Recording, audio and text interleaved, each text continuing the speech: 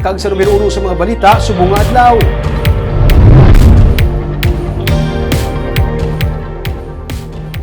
Liaison officers ang kooperatiba sa mga teachers sa Negros Occidental. Ginudap kahapon sang aga sa gawas ng Cyber Center. Masobra sa 600,000 pesos nga cash ang nakuha.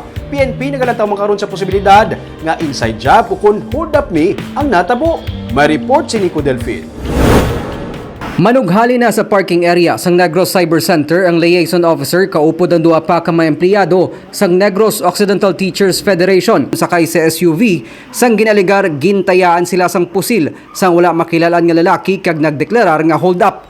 Natabo ang insidente pasadulas 10 Huwebes sang aga. Sa inisyal nga pagpang-usisa sang Police Station 1, dala sang nalagyo nga gunman nga nagaangka sa motorsiklo ang masobra 600,000 pesos nga bag-o lang ginwithdraw sa mga biktima sa malapit nga bangko.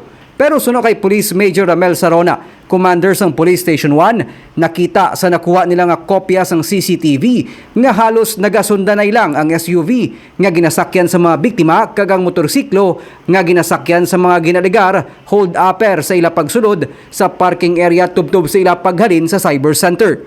Duda sang kapulisan nga posible inside job o kun hold up me ang natabo nga insidente.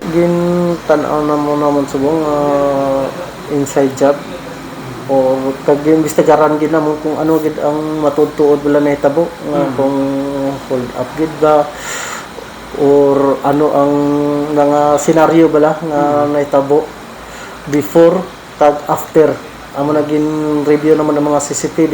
Sa entrance ng parking area kag sa natabuan sang ginalegar pagpang-hold up mayara sang security guard bisan sila ang wala sang may namutikan nga komosyon taliwa sa panaysayon sang liaison officer suno sa PNP. Amo man ang